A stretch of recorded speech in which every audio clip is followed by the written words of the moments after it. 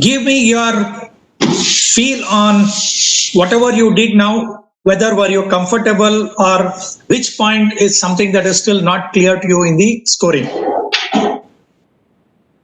Of course, what you have done is only for one criterion. Please do not worry that if at all when I do an assessment, kaisa hoga, whether will I be able to do it correctly or not. Don't worry on all those. You will certainly do well. It is not a problem because you will already have another 3 assessors with you who will help you out in terms of doing it because this is a training program wherein you are learning about the model, about the Opel, about the case study, trying to do the exercise, simultaneously trying to do the scoring. All this in very rapid installments you are trying to do this.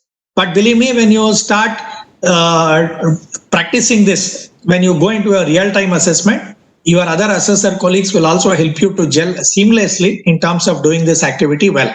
But notwithstanding all that, what are some points that are still of a discomfort to you? Maybe you can open up the mics and then you can share that. Yeah, Augustine is saying that finding the link between the approach and the evidence is critical. Okay.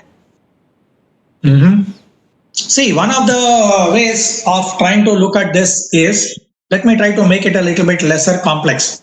When you are going into any organization, when you look at the quality of the business results, when you are trying to look at the perception as well as the performance of all the HR indicators, more or less you will get a feel as to whether the approach is really good or whether it is working or not. Many a time, what is there in the document and what the company is doing, you may not be able to clearly establish, more so I would say in the document assessment initially. But when you go over there, you will certainly see that there is a great degree of coherence. Because if the approach is good, if the results are good, then if the document is not, you are not getting that feel, then it means that you are missing out something. So as an assessor, you must put in that extra effort to see what is it that these guys are doing, due to which they are succeeding. So obviously the approach has to be good. No? If the approach is not good, then the 3-year results cannot be so very consistent. Then as an assessor, we are certainly missing out something. So that is what we must try to look out for. Yes, please. Any other questions? Please open up your mics and share your thoughts.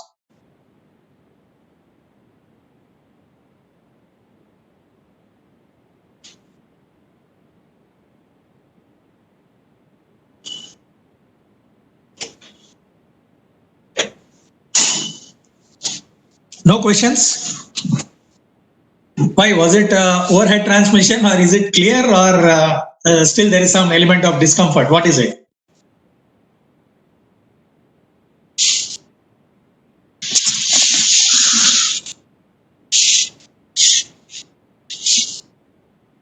Why was the scoring very damp?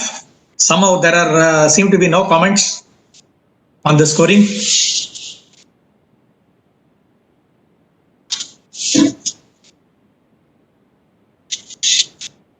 Anyone? Should I go through the scoring once again, or is it okay, or did you understand the logic behind it? I'm a little bit worried because neither are there comments or neither are there any voices.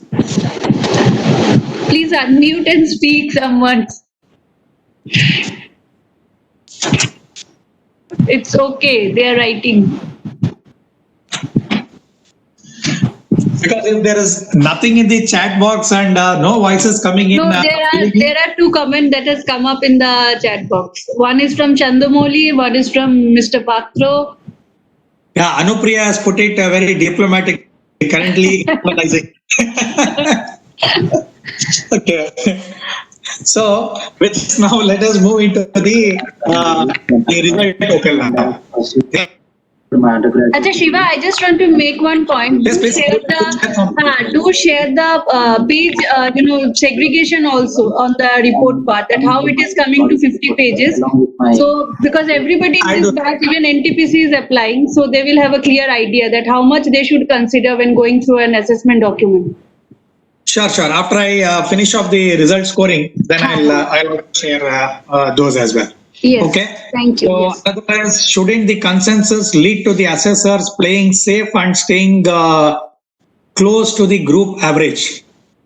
Generally, Shubhadeep, this doesn't happen. Why? Because all of you are people from the domain, and you will also have your own strong views. Generally, what happens in a consensus is, while we say it is a consensus, but certainly, believe me, it will be pretty stormy. People will have strong views on it. But I think the discussion, debate, and the moderation will play its part when it comes to agreeing to the final score. So it will not be that assessors will play safe. Believe me, it will be very, very stormy, because it is something like everybody wants to put their viewpoint and their what they think, because everybody has very, very strong convictions about what they feel. So these convictions will all come up as a part of those discussions, and you will find your way out. And believe me, it will certainly be interesting. And this is where you said, now many of the people said, is there a bias, etc. All the four assessors of you, all of you will be coming from different sectors, from different organizations. Somebody will be from a process industry, somebody from automobile, somebody might be working in a software industry, somebody might be from some other one. So each one of you will have his view. And that is what is the beauty of the consensus, because you will also parallelly try to learn and calibrate as to how things are going on in the industry, and why is it that probably I am biased. It is more also of a self-realization also. That will also happen over there. So now we will go ahead with the scoring for the results now. Now let me take you through the result sheet also, whatever you did yesterday. Let me go to that result sheet, and I will also share these two sheets with Sumana. She will share it with all of you. And this is only for some common learning. Please don't think that, we are trying to make it public. This is all about common learning. So please don't worry about that. But when you go through the details of all these sheets, you will find that each one of the each person has written something that the other person has not looked into. And this is what is the real power of a consensus. So let me try to share the result sheet. Now this is what is the result sheet. More or less, just to sum up, all of us found that there were good strengths with respect to the profitability, with respect to that financial excellence, the market cap, plus revenues going up, the profits going up, the manpower also coming down. So business was doing well with respect to competition. That was a good strength that all of you identified. And there were also some feel-good factor with respect to even the attrition rates, which were all going down. And also even in terms of the recruitment ranges, that was something that was good. Training and competency development was good. Number of training hours, number of training programs, the training budgets, that was something that was great. And when you come to some core processes, like they had indicated in their strategy that they are wanting to increase the leadership pipeline, plus also develop that internal capability or the talent pool. On that, they have given quite a lot of data in terms of the competence on that spider chart. And they said that they have been very successful in terms of filling up most of the positions through the internal people who had come through the system. That also spoke well about the leadership capability and the pipeline. And there was also the data about, since learning and development was a key element, they had also talked about that Accelerate or Excalibur, or there were some 4 or 5 some extreme, whatever, those 3 or 4 things, which was also about that capability of development. Those numbers were showing some real good results. The number of grievances, they were also coming down. And then there are quite a few of the OFIs, which many of you have pointed out with respect to. One is the segmented data not being available, and a couple of other OFIs was also on. Let me see what else was the OFI. You said that the 3-year trend is not given for quite a few of the results. And then the comparison or the benchmarking was only limited to the financial parameters with IOCL. Other than that, they have not presented any of the comparators as well. Then what else was an OFI?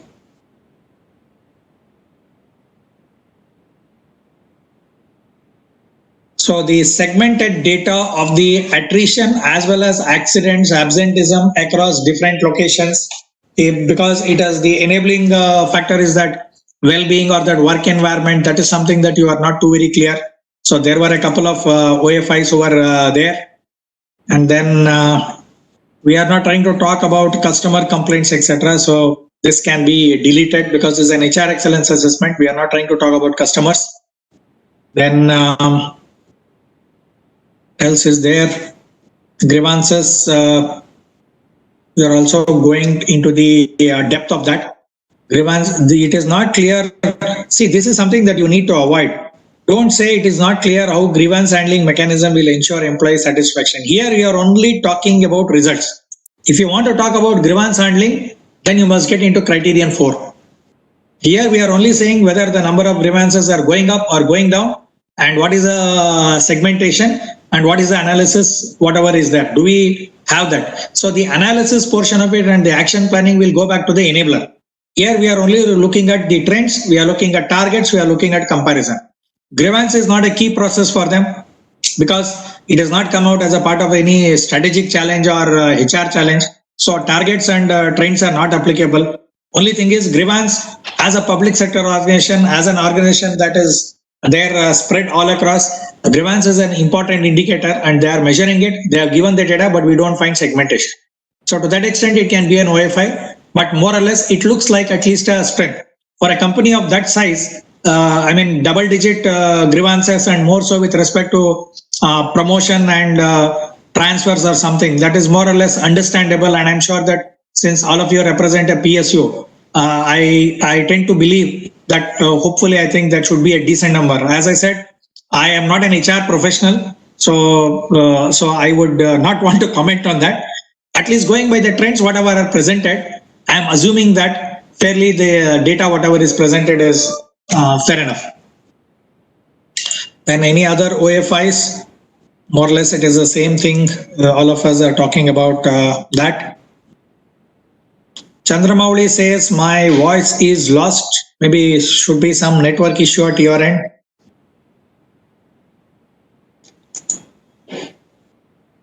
What else?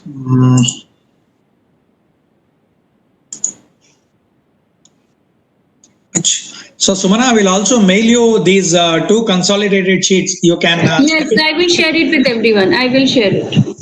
Can send it to the entire group. So let them make use of it. So with this, let me try to get into the scoring sheet for the results. First, let me open the presentation, and then just like how you said, na, so the writing strengths and OFIs for results was easier. यहाँ पर भी ऐसा ही होगा. Scoring for results will be much faster than enablers. Now this is how it looks like. I hope all of you are able to see the screen. Now, what are the strengths? What we wrote? We wrote a strength on the market capitalization, revenue, profits, training man-hours. There was safety KPIs, succession planning, leadership pipeline, that spider diagram on the competency charts, and then the grievance numbers going down, and that talent pipeline, attrition also going down, or at least being fairly good in terms of numbers, and then also the health safety parameters. And if you're looking at the trends were more or less positive in most of the areas wherever we looked at. Then what were the OFIs then? The OFIs, what we had was the scope of the results. We also wanted a little bit more data on the scope of the results. So what is the scope of the results on which it was limited? If we go back to criterion 2, if we get into that page number 16 of their case study, they had talked about something to do with a high performing work environment. They also said deliver best-in-class HR services. So the scope of the results were limited. One is the how do the society, how do the partners or the others, how do they perceive BPCL's people? That result was not given. So that comes as a OFI under the scope. Similarly, those HR services as well as that high performing work environment. On these, the not much of a data is given under 6P. So this is an OFI under the scope. And we also, except for the training data, training manual data, we did not find too much of segmented data being given. Ideally, we would have loved to see the segmented data of the HR performance across maybe the refinery and then the retail outlet or the other line of business. What is it? The something to do with that refining. So there are 3 or 4 business lines. So the data, whatever is given, is aggregate. So it is not segregated across business lines, not segregated across a region, neither across units, nor across the different employee segments. So that is where, if you look at, there was an OFI on the segmentation also. So OFI on scope, OFI on segmentation. Integrity of the results, we won't comment. We assume that the data, whatever is given, is true and is a genuine representation. We are not going to doubt that unless until we go to the site. Then let us look at the TTCC. We had already given a strength as far as the trends are concerned. 3-year trends are positive. But however, targets and performance with respect to key KPIs are not presented. For example, they have not provided any targets against that high performing work environment, or what are the SLAs, what they wanted to achieve against that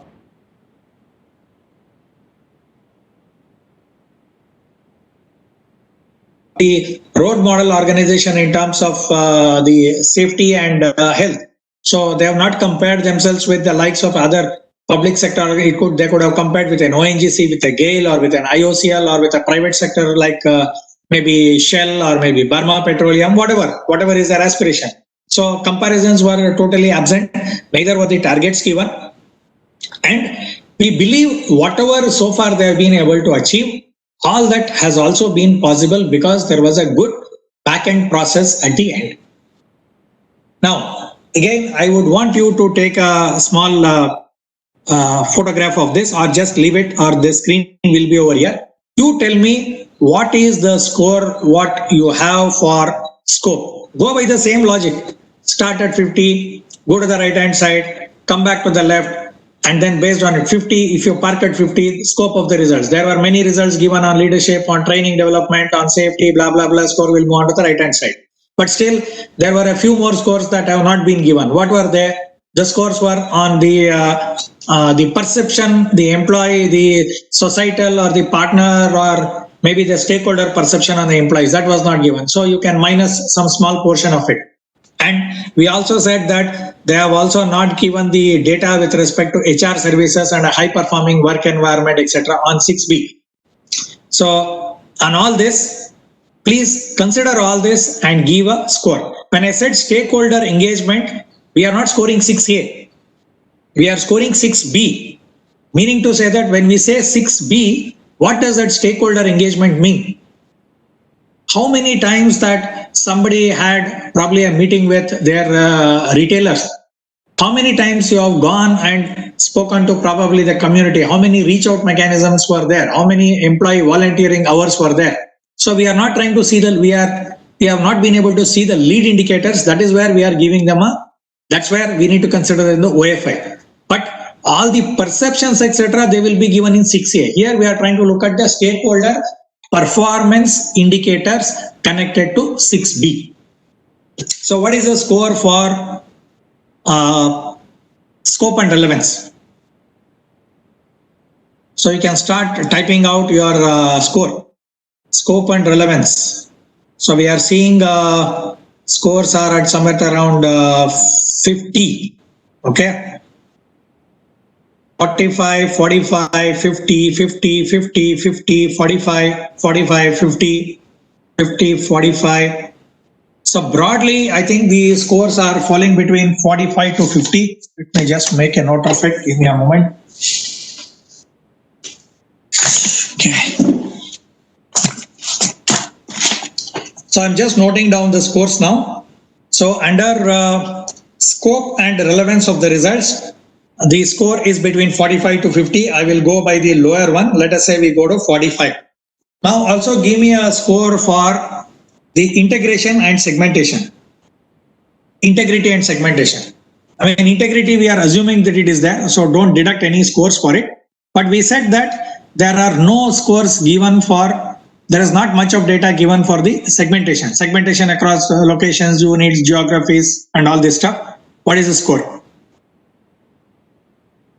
40, 45. Yeah, next. 40. All of you are going by the law of averages. Looks like. See, whenever you are trying to do the scoring, my request is please look at the relative importance of what you have given. Like they have not at all in terms of segmentation, it scores very poorly. Have they given you segmented results of employee engagement or competencies across different locations, different business units? Actually, segmentation is very poor over here. And neither when it comes to only in one place, they have given, what is that? Based on the employee, some band, some 3 or 4 bands. That is the only segregated data that is there. So there is a lot of data that is not given. So personally, I think you are giving a higher score, but I am okay with it. But I am only trying to point out something that I observed. No segmented results on grievance. Some data is irrelevant. So irrelevant data would be more under the scope portion of it. But here we are only trying to look at a segmentation. So I think 35 is a much better score when it comes to segmentation. Scope of the results is broadly fair enough, good, but segmentation appears to be poor when compared to the scope. So 45 and 35 is the scores for that S&R as well as I&S. Now let us try to, yes, you can always increase the scores for the segmentation later when you go to the site, nothing wrong about it. Now go to the TTCC. Now what is the score for trends, targets, comparison, cause and effect? First, let us try to go to the score for trends. Do you see for majority of the parameters or most of the parameters, do you see that the trends are going up? And I would also want to urge you, maybe don't worry, even if it is another 2-3 minutes late, it is absolutely fine. I would request you to look at the OPEL for results and read those 5 columns. What does that maturity mean? Please read the OPEL for results column.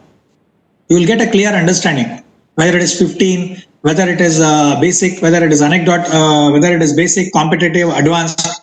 Based on that, you can give a score.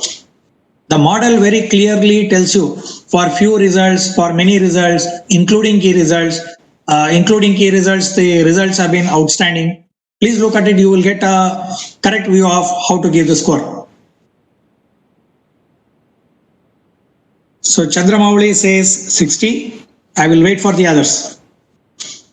65 for trends, 60. So trends, I think more or less we get a feel good factor is fairly okay because most trends are going up. So there is not an issue. So trends, we can give a score at 60.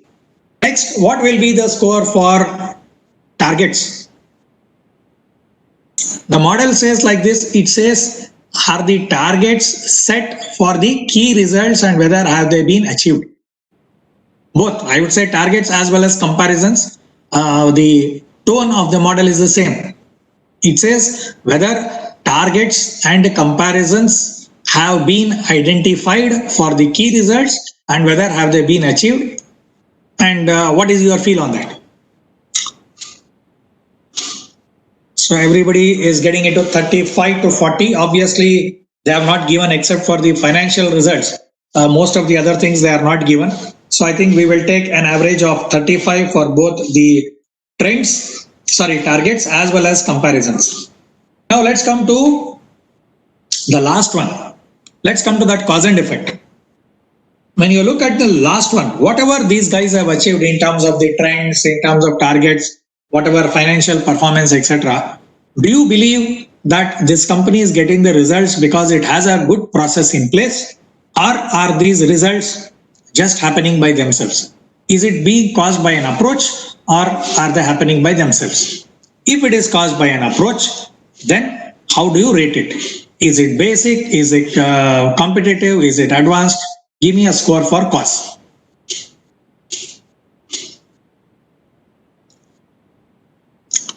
So 55, 50, 55, 50, 55. So more or less, I think all of us are clear that this is being caused by a clear back-end approach that is there in place. That is the reason why these results appear to be good. So we will go by a score of 50 for causes. Now let's try to re-enter the scores, whatever you have given. Let me move into the next slide.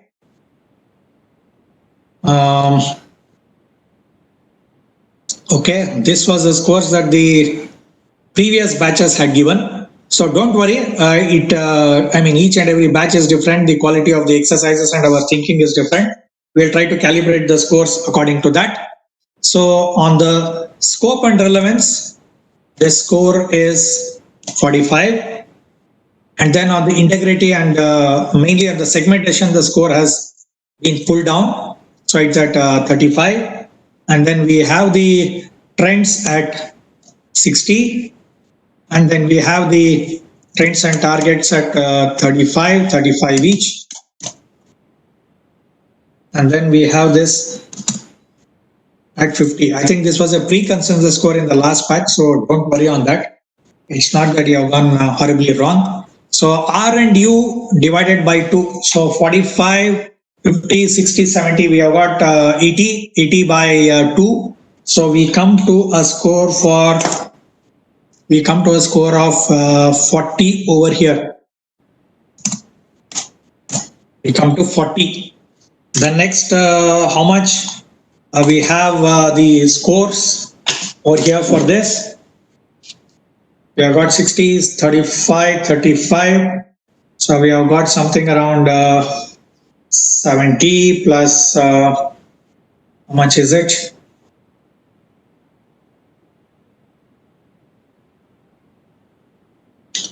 We got 60, 70 and 50. So we have an overall score of 45 over here. Sorry, we have a score of 45. So between final score is between 40 and 45, even though it comes to 42.5. So what is the feel? Is the score 45 or is it 50 or 40? What is your point of view?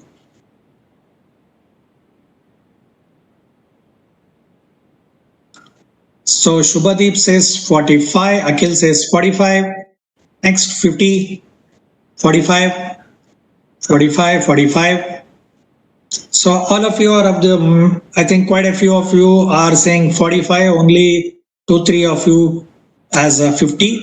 So it is something between 45 to 50. So if we take the lower band, it comes to 45. So the final score for the results is ending up at somewhere around 45. Whereas our the enabler score was somewhere at around 55 and the result score is at 45. Now what is the inference? Now if we go back to our 6-box model, I would say that the pictorial box of the model, it says that the enablers are the ones that are trying to drive the results. Now the enablers in the strategy, we have scored them at 55. Now the results are at 55. In an ideal situation, when we say the enablers are driving the results should have been somewhere at around 55 or 60 or 65. But going by the current way, going by the document what we have seen as of now with the limited evidence and the data whatever is given, we believe that the enablers are not driving the, looks like the enablers are good, but they're still not able to get the results. So what can be the reasons for this?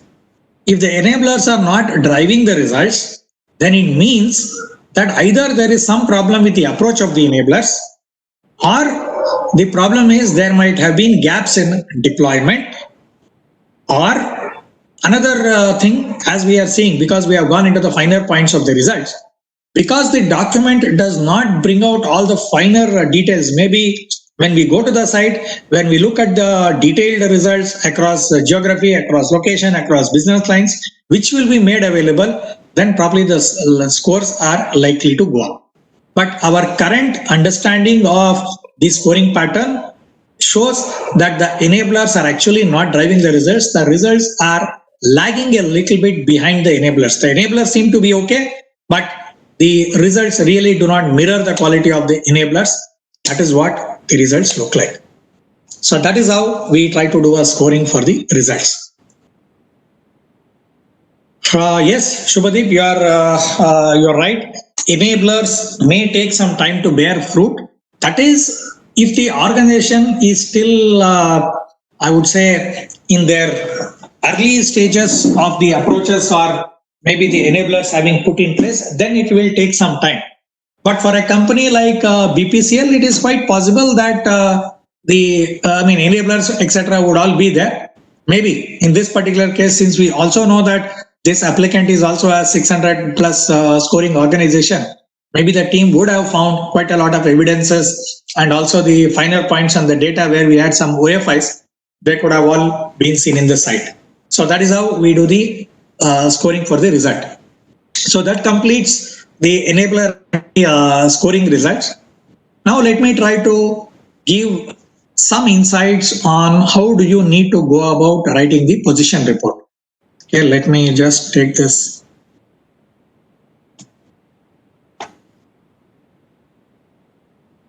Let me go into the model booklet so that I will be able to share some insights on that.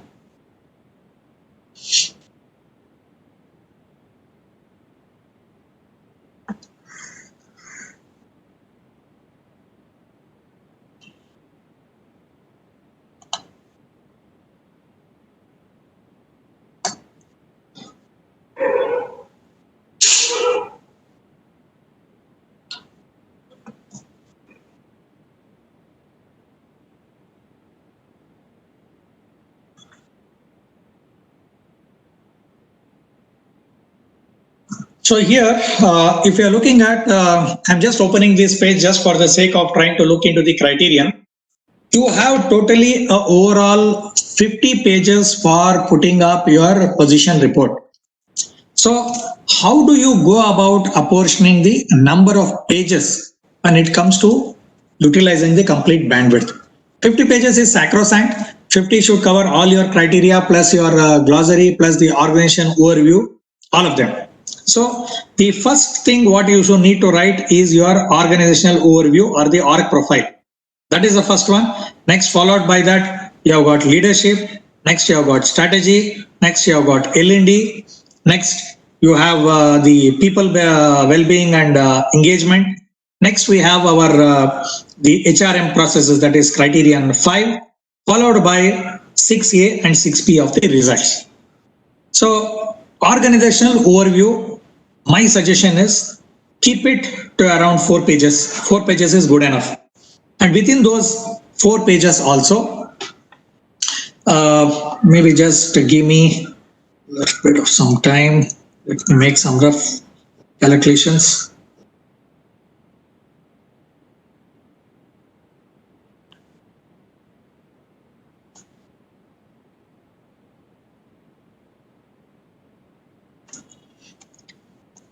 So here we have got 5, 10, 15, 20, 25, 29, 29 plus another 29 plus 39. Okay.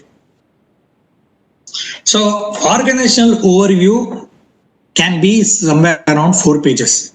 But in those 4 pages, what I would suggest is go by those broad 5 or 6 headings, whatever we have given in the presentation format. In the courseware, you will find that organizational overview has to contain about org structure, relationships. It says about those strategic challenges, performance improvement system, etc. So follow those and try to give an overview of that well within 4 pages. Obviously, your website link will also be there.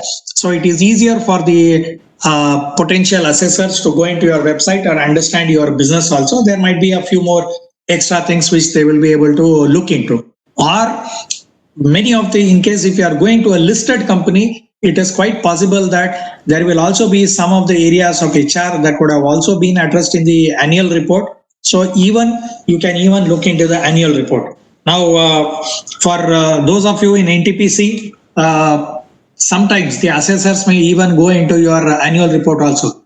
You cannot say नहीं आपने annual report क्यों देखा, हमने document दिया है, आपको document देखना है, आपको वो नहीं देखना है. That does not stand good. Assessors are free to access and take information from any legitimate document that is there. As I told you, social media में Glassdoor वहाँ पे जो भी लिखा हुआ है, taking that obviously is not the right thing. But whatever information is found in your website, whatever is found in your annual report, etc., these are all things that are available in the public domain and are very much within the guidelines of the assessment. So you have these 5 criterion: leadership, strategy, L&D, well-being, and this. So you take 5 pages each for them. So you have 5 criteria. You have already completed 25 pages with respect to the core criteria. And then you also have results.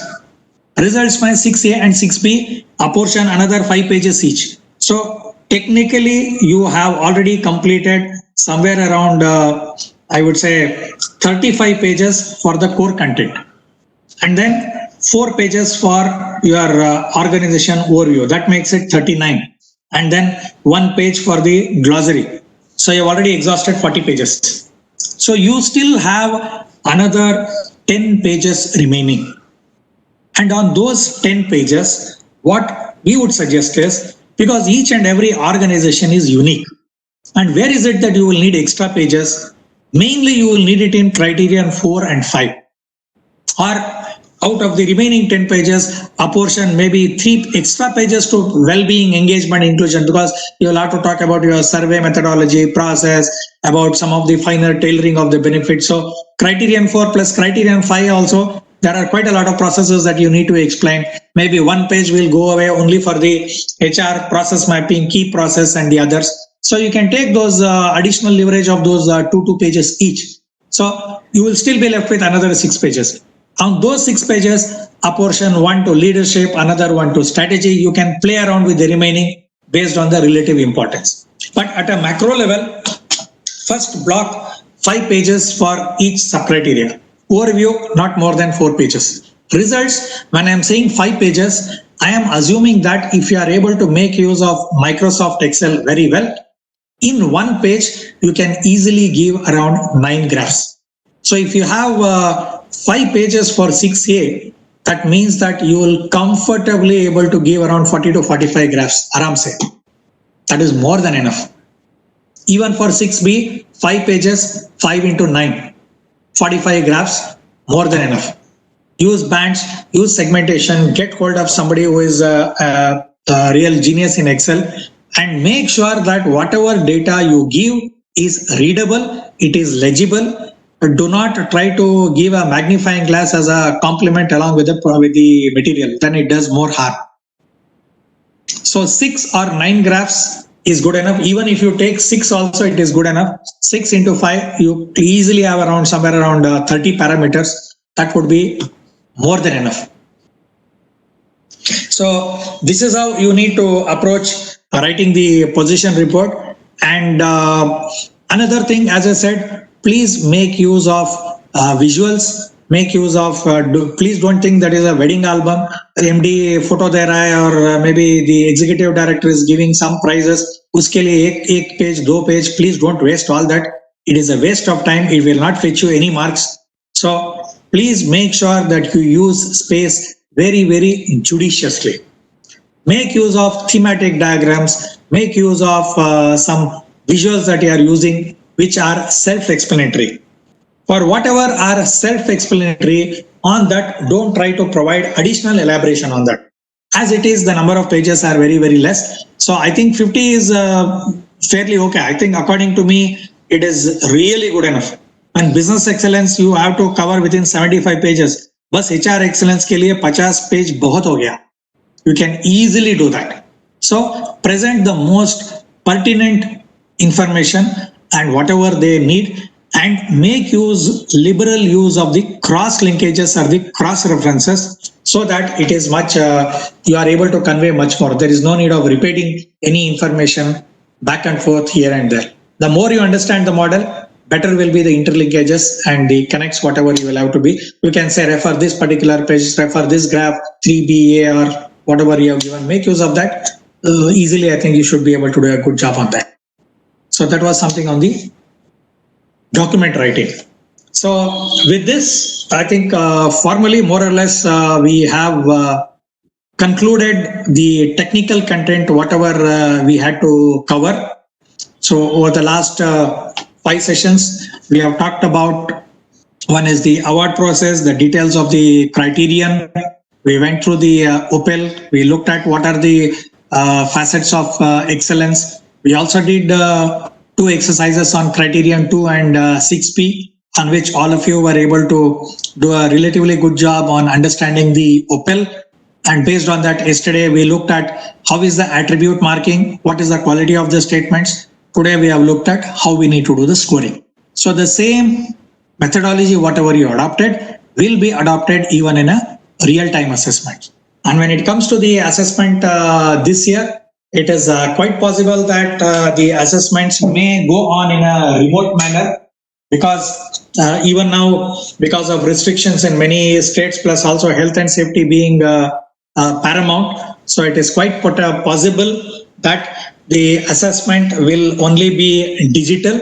So don't worry on that. Believe me, we have already done several digital assessments. It is as good as being over there. And as I said, Sumana is also trying to make an effort to put at least one assessor who is local or who is nearby, who will still be able to go to the plant and have a small interaction or take a walkthrough, and also digitally have a discussion with the remaining assessment team from the location, if it permits, if the situation permits. It's not that it is mandatory. If it permits, that is what will be done. So don't worry, this is a year of exceptions. So I mean, we'll also have to adapt to the new conditions, and I'm sure that all of you will do well. So any questions? So you can open up the mics, and any questions, I'll be more than happy to answer all the questions. Sumana, any other point that you wanted to add or something that I missed out, please feel free. Please submit your position document on time, adhere to the timelines by 10th of September. NTPC is already submitting, I think, by 31st August, but the other who are in this, they please, at least by 10th of September, you should submit.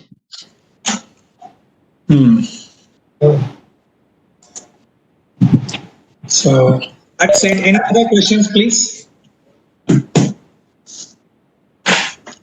Any other questions?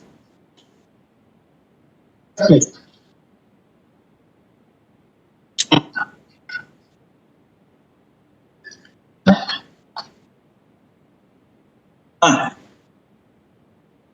Yes, if it goes beyond 50, it will not be taken up for processing. It will be sent back.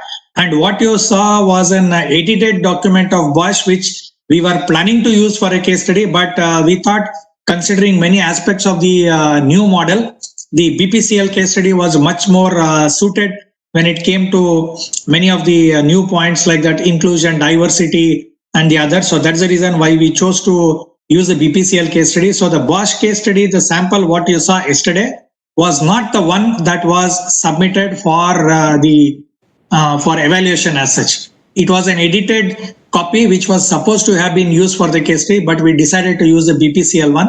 That's the reason why you found that to be 70 pages. It should be 50 plus or minus some 2-3 pages is fine. but it can't be more than that. Why? Because then it is not an equal or a level playing field. Let us say you submit 60 pages and that goes to some other assessor who is also an applicant and his document is 50, then it is not a very fair way of trying to look at all of you. So that is the reason why it is capped at 50 plus some 2-3 pages here and there, it is fine. But it has to be with the rules of the game. There will also be something called as a pre-check or a cursory check by Sumana and team on the adequacy of the document. Okay, then you can go ahead and print those copies. As I said, soft copy distribution is only for Sumana and nobody else. Yes, please. Anybody else? Any other points?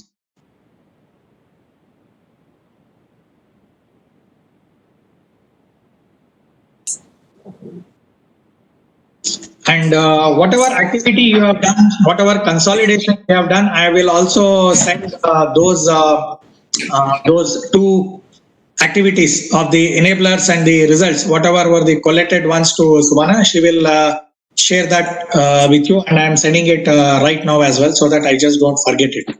Also, please do share your assessor profile form. I believe you have all received it. Yesterday, Nagma shared it.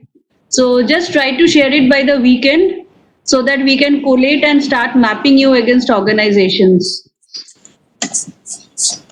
And another point from the award administration side, please make sure that if you are volunteering for the assessment, make sure that you are available for the assessment and take the necessary permissions from your reporting manager so that in the end it should not become an embarrassment for CI as well as the applicant and as well as for you. So that is the point what we have for you. Sumana, I have mailed both the exercises. You can also share that with the participants later. Sure, I'll do it. Sure, we'll do it. Yes, please. Any other comments before we close? I think we are a little bit ahead of time, but I think all of you did a good job in terms of pre-warning and then doing your activity again. I think that also provided quite a lot of, some good time for us for our discussions as well. So if nothing, Sumana, any comments that you would want to make before we close for the session? No such comments, Shiva. It's okay. Everybody has been a very good listener and they have been trying to interact with us despite of the current situation. Sure. So we are actually having, this is the 4th workshop that we are having and everybody is happy about the mode of transmission and everything. So yes. Sometimes I think these situations also help us to get into much better.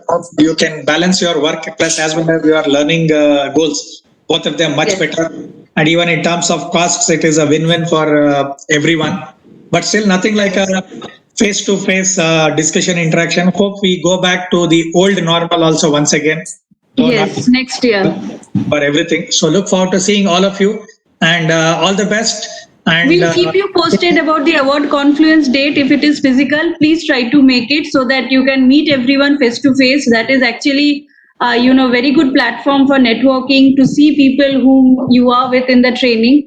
So everybody will be invited there if it is physical. So I'll keep you posted on the this award confluence. I'm sure by that time vaccines would have been there. All of us would have. Yes, it generally happens in February. So February or the beginning of March. So I think by that time we can have a physical confluence. Sure. All of you are applicants. So wishing all of you the very best. Please do put your best foot forward. We would love to have more and more winners in the HR excellence journey. We would love to see you standing up on the podium and then getting the award too. Sumana ma'am and Shiva, yes.